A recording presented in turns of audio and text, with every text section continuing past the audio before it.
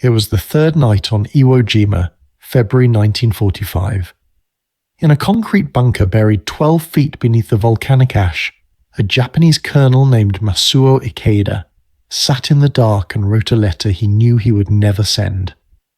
Around him, the island shook in continuous convulsions as American naval guns fired from the sea and American bombers circled overhead and American Marines pushed closer from the south, and he tried to find the words to describe what it was like to fight them.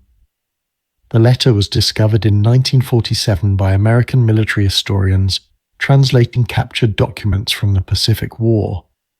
It sat in an archive at the National Records and Archives Administration in College Park, Maryland for nearly 50 years before a researcher named John Toland cited it in a footnote. What Ikeda wrote in that bunker in the hours before his death was almost word for word what Japanese commanders had been writing in their last messages from Guadalcanal, from Tarawa, from Peleliu, from Saipan. The phrasing changed, the island changed, the year changed. The conclusion never did. They all said the same thing about the Marines. This is the story of what they said, why it mattered, and what their words, written in the certainty that no American would ever read them, revealed about the nature of the American fighting man that no official report ever captured quite so honestly. The Imperial Japanese Army and Navy had spent a decade building a military philosophy around a single idea. The Japanese soldier would always win because the Japanese soldier was willing to die, and the American soldier was not. This was not propaganda invented for domestic consumption, though it served that purpose well. It was a doctrine that senior Japanese officers genuinely believed, supported by what they considered historical evidence and reinforced by the culture of Bushido that governed every aspect of military life. The concept was called seishin, roughly translated as fighting spirit, and it held that in the decisive moments of battle, when men stood face to face and steel met flesh, spiritual strength would overcome material advantage. A man who had trained his mind to welcome death would always defeat a man who feared it. The Americans, Japanese commanders believed, feared it very much. This belief was not entirely without foundation in the years before the Pacific War. American military culture in the 1930s did not celebrate sacrifice the way Imperial Japan did. American soldiers were citizens in uniform who expected to come home. The American press covered military casualties with an openness that Japanese commanders interpreted as weakness, as evidence that American society could not absorb losses. Nazi Germany had made the same miscalculation about the same country at roughly the same time, and with the same consequences. Admiral Isoroku Yamamoto, who'd studied at Harvard and served as a naval attaché in Washington, was one of the few senior Japanese officers who understood how dangerous this assumption was. He told Prime Minister Fumimaro Konoe before Pearl Harbor that he could run wild for 6 months or perhaps a year, but that he had utterly no confidence for the second and third years. His colleagues dismissed these concerns as excessive caution. They did not understand what Yamamoto had seen in America. The factories, the oil fields, the shipyards, the sheer physical scale of an industrial civilization that had never been bombed. They did not understand that Yamamoto was not being pessimistic. He was being precise. The attack on Pearl Harbor on December 7, 1941, sank or damaged 18 American naval vessels, destroyed 188 aircraft, and killed 2,403 Americans. Japanese commanders celebrated what they described as a devastating blow to American military power. What they did not understand was that they had also destroyed something else entirely: the last political resistance in the United States to entering the war. The Americans who'd argued against intervention went silent overnight. The factories that had been producing cars began converting to tanks and aircraft and ships within weeks. The young men who had no particular interest in dying for distant islands lined up at recruiting stations in numbers that Japanese planners had never modelled. They had poked a sleeping giant with extraordinary precision, and they would spend the next 4 years discovering exactly what that meant. The first sustained test came at Guadalcanal in the Solomon Islands beginning in August 1942. American Marines landed on the island on August 7th, 8 months after Pearl Harbor, in the first major Allied offensive operation of the Pacific War. The Japanese garrison was caught by surprise and driven away from the airfield they had been constructing. What followed over the next 6 months was one of the longest and most brutal campaigns of the entire Pacific conflict, and it produced the first substantial collection of Japanese assessments of the American fighting man under sustained combat conditions. General Hyakutake commanded the 17th Army that Japan committed to retaking Guadalcanal. He arrived on the island in October 1942 with approximately 30,000 troops, fresh reinforcements intended to overwhelm the Marines who had been holding Henderson Field since the initial landings. His assessment of American fighting ability, recorded in operational reports that survived the war, went through several distinct phases that followed the same arc as every Japanese commander who had come after him. Initial contempt, then confusion, then a particular kind of dread that had nothing to do with enemy tactics and everything to do with what those tactics could summon. Hyakutake's initial contempt expressed itself in the orders he issued for the first major Japanese counterattack. He divided his force into 2 columns, planning a night assault that would strike Henderson Field from 2 directions simultaneously. The plan was bold and tactically imaginative. It also assumed that American Marines, hearing Japanese forces crashing through the jungle in the darkness, would break and run. This assumption proved catastrophically wrong on the night of October 23, 1942, along a river the Americans had named the Matanikau. The Marines heard them coming. They let them come. They held their fire until the Japanese were in the open, and then they killed them in numbers that Hyakutake's staff struggled to believe when the reports came back. The 2 attacking columns were devastated. Japanese forces lost approximately 3,000 killed in a single night, more than the total American casualties on Guadalcanal to that point. Hyakutake requested reinforcements. Tokyo sent them. He sent them against the Marines again. They died again. What unsettled Japanese commanders at Guadalcanal was not American bravery, which they expected and discounted. It was American stubbornness. There was a quality in the Marine defense that went beyond what Seishin theory could explain. These men were not defending their homeland. They were not fighting for ancestors or emperor, or a sacred tradition stretching back centuries. By every measure of Japanese military philosophy, they should have had less reason to hold their ground than the men attacking them. But they held anyway, and when they were pushed back they returned, and when they were wounded they kept shooting, and when they ran out of ammunition their officers called in naval gunfire on their own positions. Japanese officers who survived Guadalcanal wrote about this quality in their reports with a precision that verged on fascination. It was not what they expected from a nation of jazz musicians and movie stars. The Marine Corps that fought at Guadalcanal was not the product of accident or improvisation. It was the result of 20 years of deliberate institutional design that had taken place in near-total obscurity at a base in Quantico, Virginia, far from the public attention that followed the larger army. The Corps had spent the interwar years doing something that almost no military institution in the world was doing with equal seriousness. It was studying exactly how to take an island defended by a prepared enemy.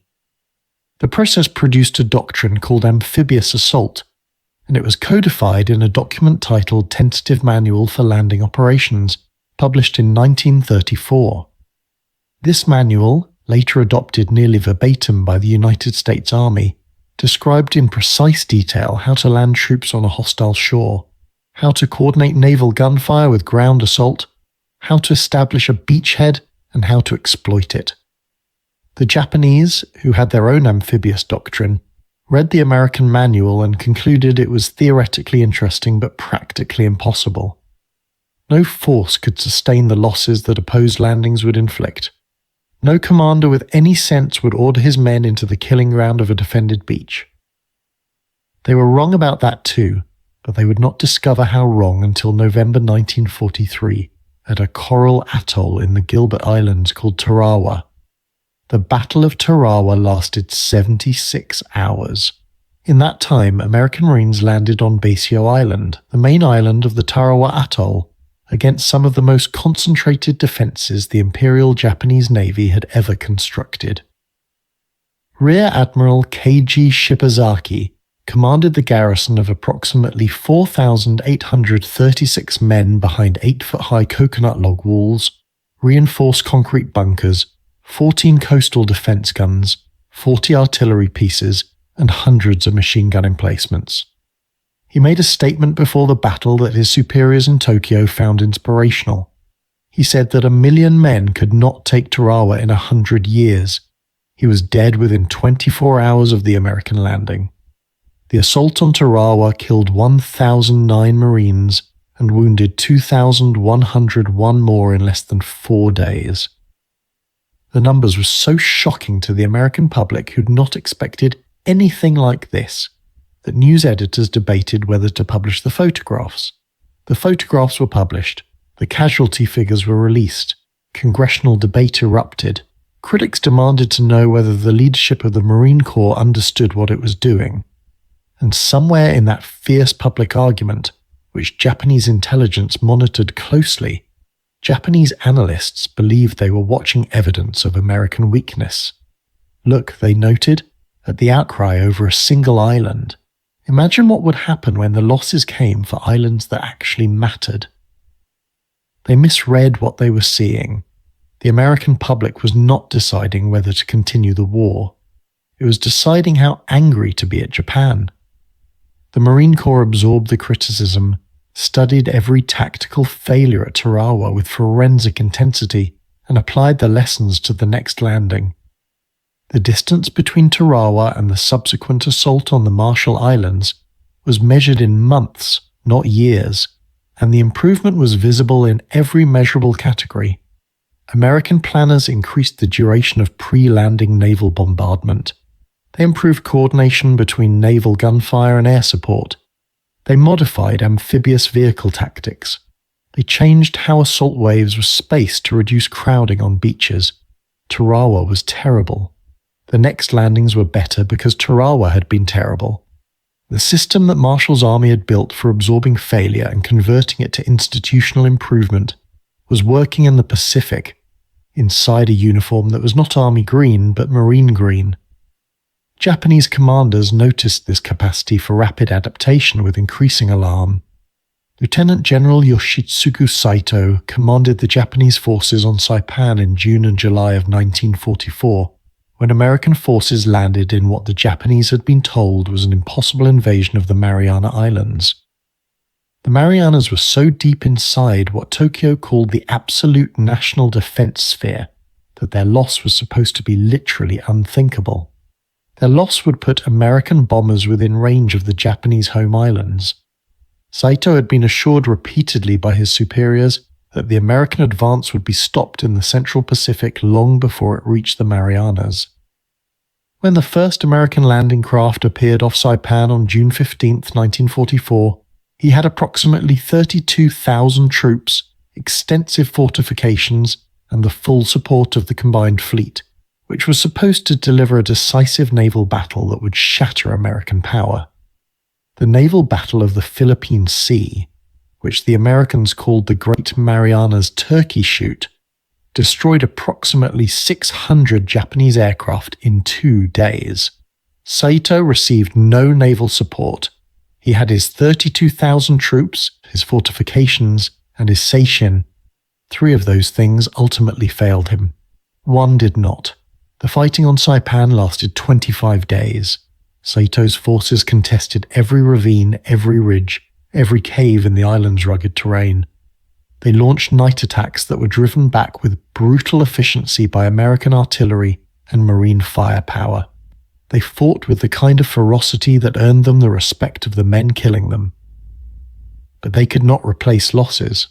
For every cave system that Japanese defenders converted into a fortress, American engineers with explosives sealed another one.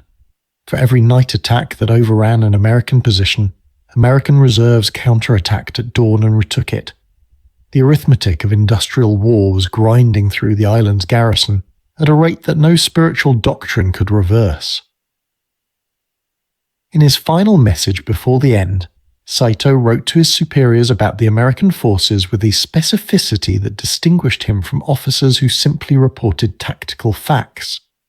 He described what it felt like to be on the receiving end of American combined arms warfare with a vividness that makes the document unusual among Japanese military records of the period.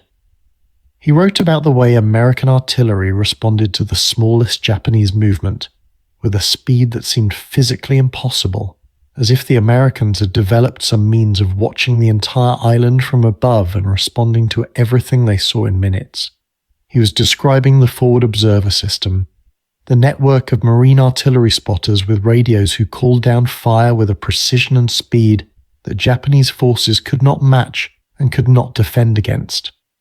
He wrote about the relentlessness, not bravery in the heroic sense, but something more mechanical and therefore more terrifying. The Americans came every day, they absorbed losses, they kept coming. There was no moment of hesitation after a setback, no pause to regroup that a defender could exploit. Every morning they were closer. Saito ordered a final banzai charge on July 7, 1944. Approximately 4,000 Japanese soldiers, many of them wounded, many armed only with sharpened bamboo staves, charged American lines in what the Japanese military tradition understood as a final act of honor. The charge killed approximately 650 Americans before it was stopped. The Marines shot the attacking force apart with such systematic efficiency that observers described it as more resembling a firing range than a battle, and then felt ashamed at themselves for the thought. It was not callousness. It was the product of years of training designed to convert reflexive reaction into controlled, directed fire. The Marines did what they had been trained to do. It worked with a completeness that left no room for sentiment. Saito committed suicide before the charge, following the code that his culture demanded of commanders who could not hold their positions. He left behind a document that was recovered and translated after the battle. In it, he wrote about the American manner of fighting with an admission that was essentially unprecedented in formal Japanese military communications of the period. He did not attribute the outcome to Japanese spiritual failure. He attributed it to an American military system that he described as inhuman in its effectiveness.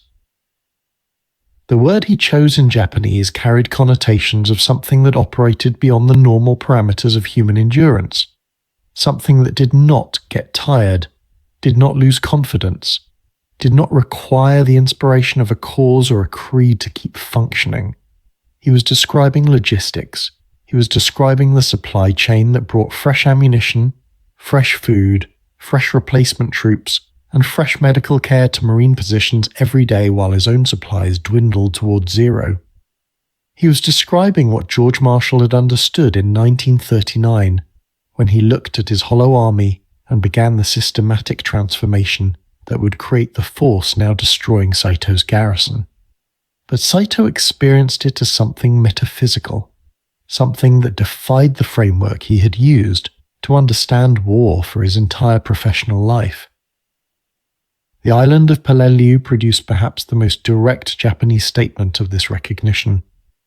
Lieutenant General Sade Inoue commanded the 32nd Army based on Okinawa, but provided strategic oversight for Peleliu's defense, which was entrusted to Colonel Kunio Nakagawa. Nakagawa had studied the American assault methods with a thoroughness that was unusual in the Japanese officer corps, which tended to treat doctrine as fixed rather than adaptive. He made a decision before the American landing that represented a genuine tactical innovation. He would not contest the beaches.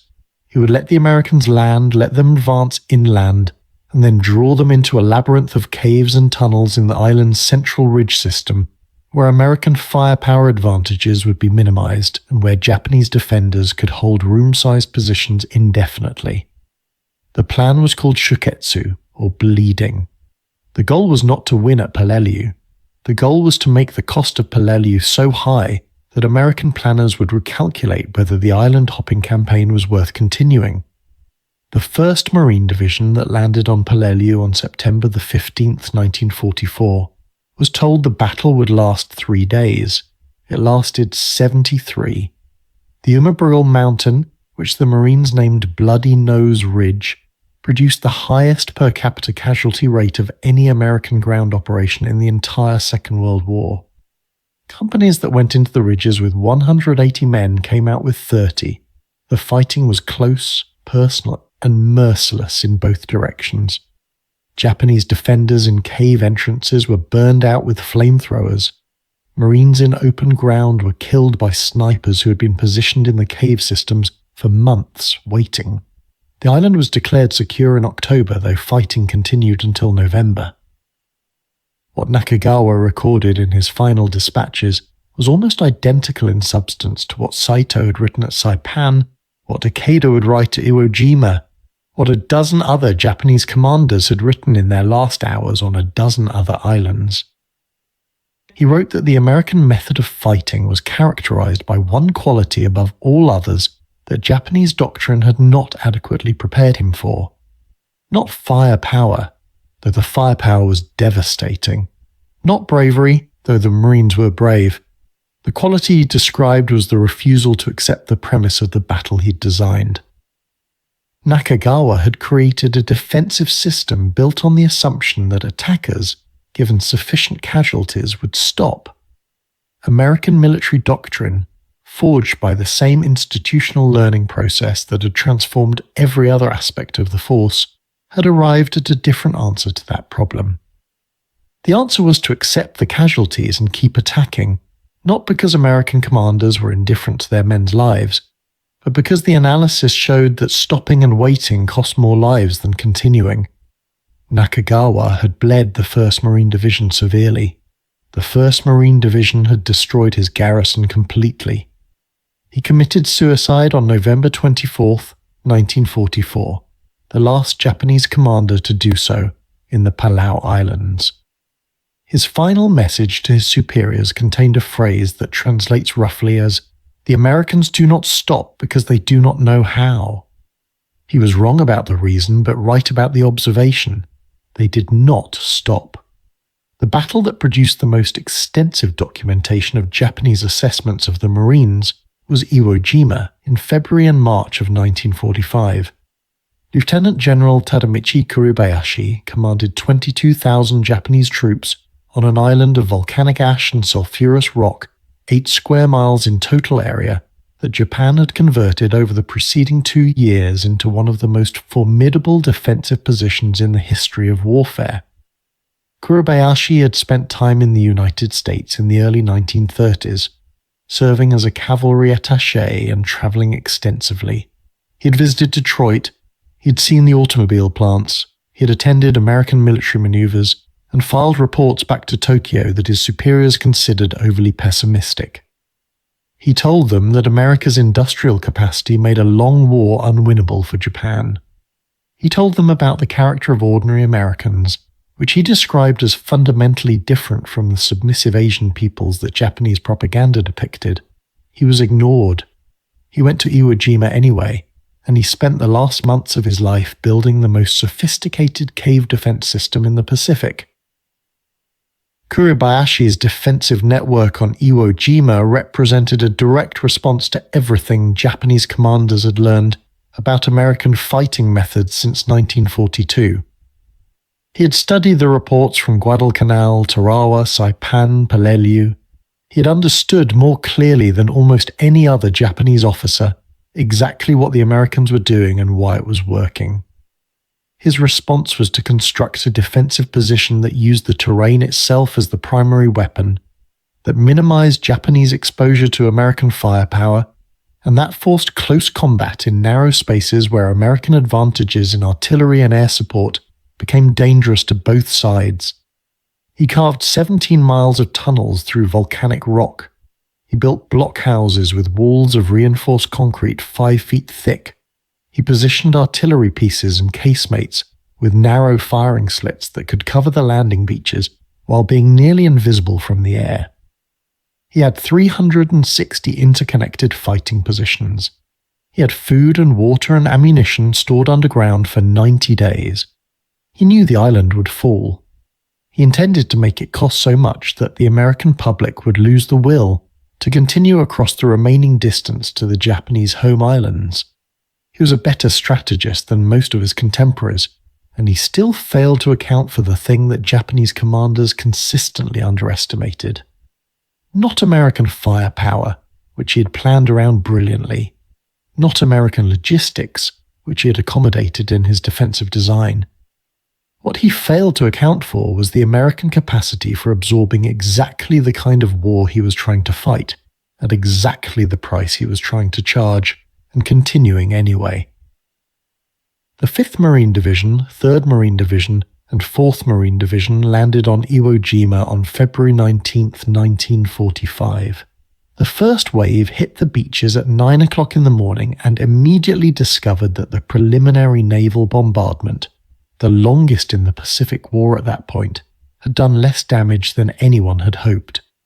The Japanese were underground. The shells had landed on empty positions. The men rising from those positions as the Marines crossed the beach were alive and fully armed and waiting. The first hours on Iwo Jima produced casualties that shocked even veterans of the previous campaigns. More than 2,000 Marines were killed or wounded on the first day. The black volcanic sand that had given the island its name got into weapons and jammed them. Men fell and sank into it. The beach was chaos in a way that Tarawa had been chaos, and the Marines did what the Marines had trained to do when things went wrong. They pushed forward. Corporal Tony Stein of the 3rd Battalion, 28th Marines, landed on the beach under fire carrying a weapon he'd customized himself from an aircraft machine gun, an improvised automatic weapon he'd named the Stinger. On that first day, he destroyed 9 separate Japanese pillboxes, while repeatedly crossing open ground to carry wounded Marines to safety and resupply himself with ammunition. He was killed the following month. He received the Medal of Honor posthumously. His action was not unusual in kind, only in scale. Across the beach, men were doing the same thing in smaller ways, pushing into positions that should have killed them, killing the men in those positions moving forward. Kuribayashi had designed his defenses expecting that American morale would crack under sufficient pressure. It did not crack. It bent, and then it kept moving. The raising of the flag on Mount Suribachi on February 23rd, 4 days into the battle, became the most reproduced photograph of the Second World War and one of the most reproduced images in human history. Photographer Joe Rosenthal of the Associated Press captured 6 Marines raising a replacement flag on the summit of the extinct volcano that dominated the southern end of the island. The image was published in American newspapers within days and immediately understood as a symbol of something larger than a military operation. What it symbolized specifically was something that Japanese commanders writing their final letters were struggling to articulate. The Americans climbed the mountain in the middle of a battle that was nowhere near over, in the middle of dying in enormous numbers, and they raised a flag. They were not winning yet. They were saying with an absolute physical confidence that no amount of enemy fire had been able to dislodge that they intended to win.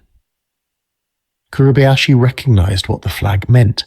He sent a message to Tokyo describing the raising of the flag on Suribachi with language that his superiors found disturbing in its lack of optimism. He did not predict the island would hold. He predicted instead that his garrison would resist as long as possible and that the cost would be high. He was right on both counts. The battle lasted 36 days. Kuribayashi's 22,000 defenders were reduced almost entirely to corpses. American casualties totaled 26,837, including 6,821 killed. It was the only battle in the Pacific War in which American casualties exceeded Japanese. Admiral Chester Nimitz said of the Marines on Iwo Jima that uncommon valor was a common virtue. The phrase was not hyperbole. It was a clinical description of what he had observed.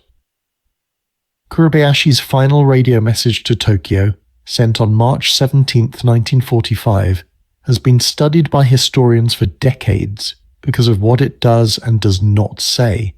It does not claim that Japanese spiritual strength had been proven superior.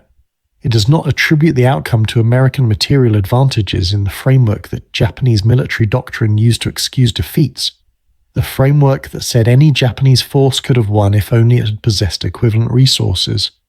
Kuribayashi wrote something different. He wrote about the character of the men fighting against him with a directness that suggests he was no longer concerned with how the message would be received by superiors who expected a certain kind of communication from a commander in his position. He was a man writing what he actually believed. He wrote that the American soldiers he'd faced were the bravest he had ever encountered. Not brave in the way that Seishin doctrine described bravery, not brave in the sense of being willing to die for a transcendent cause, but brave in a specific practical sense. They were brave in the manner of men who had decided that the task in front of them was going to be completed regardless of what it cost them personally. This distinction was not subtle to Kuribayashi. He had spent years thinking carefully about what made military forces effective, and he understood the difference between soldiers who fought well because their culture demanded sacrifice, and soldiers who fought well because they had been trained so thoroughly and equipped so thoroughly and organized so thoroughly that fighting well had become something close to a reflex. The first type of soldier was dangerous in the specific situations that culture had prepared him for. The second type was dangerous everywhere, all the time, regardless of circumstances. He made one final observation that appears in the translated document with a plainness that seems almost accidental, as if he was noting a practical fact rather than making a philosophical statement. He wrote that the Americans never stopped training in the middle of the battle. He had watched through his observation posts as Marine units that were not currently engaged in direct combat ran drills, practiced techniques, repaired equipment, and received instruction from sergeants and officers. He had watched replacement troops arrive and be integrated into units that had already been fighting for weeks, and those replacement troops had learned from the veterans in the time between engagements what the veterans had learned the hard way. The institutional learning did not pause when the shooting started. The Marine Corps was a school that happened to also be fighting a war, and it was getting better at the war every day of the battle. Kuribayashi had no equivalent mechanism. His 22,000 men were fixed in their positions, committed to a defensive plan that was brilliant but static, learning nothing from what the Americans were teaching them, because by the time the lessons arrived in any specific cave or tunnel system, the men in that system were usually dead. The documents recovered from Japanese commanders throughout the Pacific campaign were not the only source of information on how Japan's military assessed the Marines. American intelligence, through a program called Ultra, had been reading encrypted Japanese communications since early in the war. The messages that passed between Japanese field commanders and Tokyo showed a consistent pattern that mirrored what the final letters and reports described. In the first year of the Pacific War, Japanese commanders described American forces as weaker than expected but manageable. In the second year, the language shifted. American forces were described as improving faster than anticipated. In the third and fourth years, the language shifted again, toward a recognition that was almost admiring in its precision.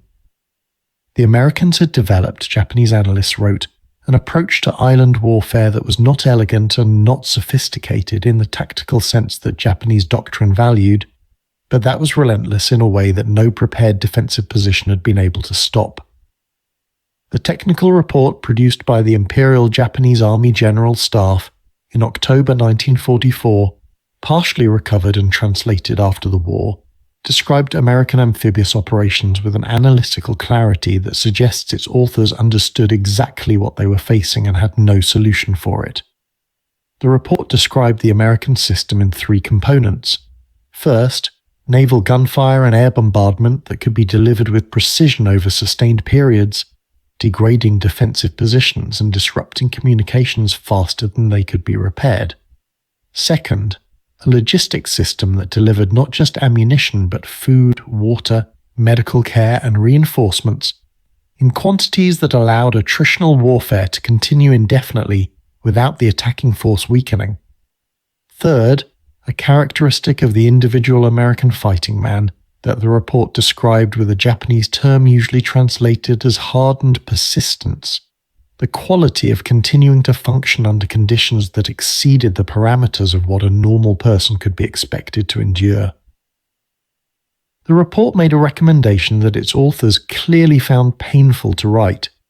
It recommended that Japanese defensive doctrine shift from the goal of defeating American landings at the beach to the goal of maximizing American casualties over time, accepting that the islands could not be held. It recommended, in other words, exactly the strategy that Kuribayashi had already been developing independently. The General Staff was catching up to the lesson that the field commanders had been learning in blood for 2 years, and even then, the strategy of trading time for casualties failed at Iwo Jima because the Americans simply absorbed the casualties and continued. The Marines who fought in the Pacific came from everywhere in America. They came from farms in Iowa and factories in Pittsburgh and fishing boats in Maine and citrus groves in Florida and stockyards in Chicago. They came from colleges and they came from high schools, and some of them came directly from the unemployment lines of the Depression decade that had just ended. They were not a warrior class. They had not been raised in a culture that celebrated death in battle as the highest human achievement. Many of them had never fired a rifle before they arrived at Paris Island or San Diego for boot camp. What they received there, in 8 weeks of training that Japanese observers consistently underestimated as too short and too focused on physical conditioning, rather than warrior spirit, was something more durable than ideology. They received a method, a set of reflexes and techniques and responses to specific situations that had been refined over years of institutional experience and were delivered to each new Marine with the consistency that made the individual psychology of the man receiving them largely irrelevant. A Marine who was frightened functioned because his training told him what to do when he was frightened. A Marine who had lost his platoon leader functioned because his training told him what to do when that happened. A Marine who ran out of ammunition in a Japanese position functioned because his training told him what to do in exactly that situation, and the training had been designed by men who had studied what happened in exactly that situation in previous wars. This was what Japanese commanders kept describing in their final letters without quite having the analytical framework to name it.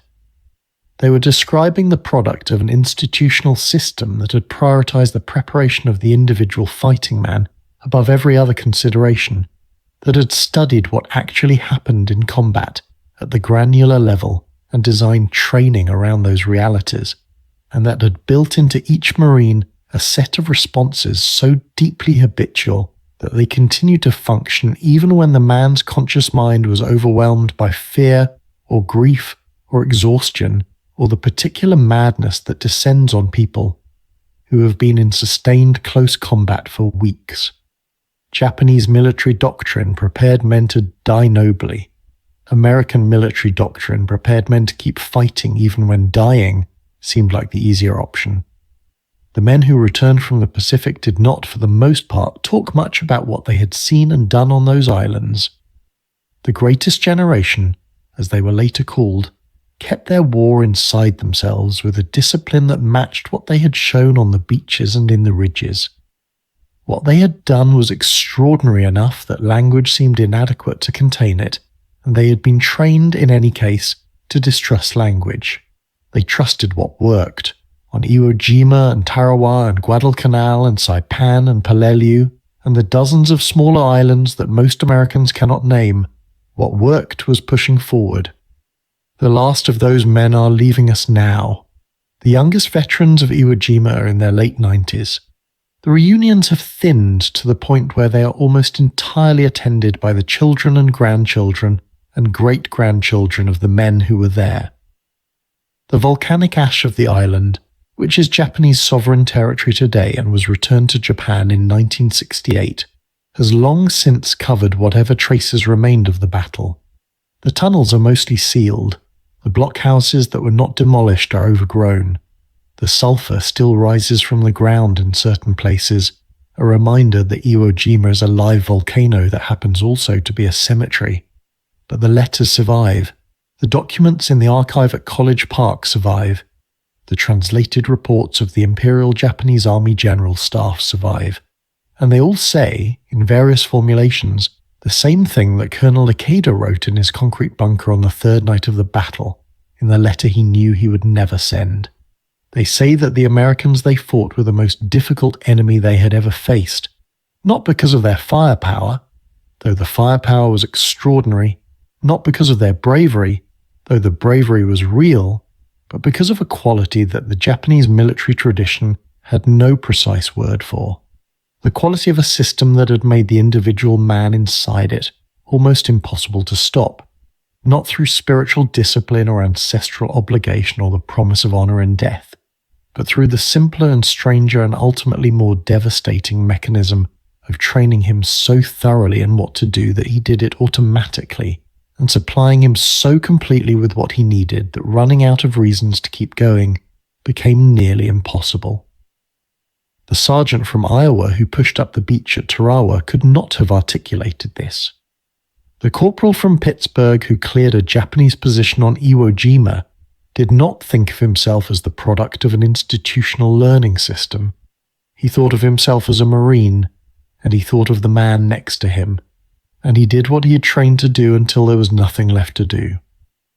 That was the thing about fighting Marines that every Japanese commander who faced them eventually recognized and wrote about in their last hours, and never quite found the right words for.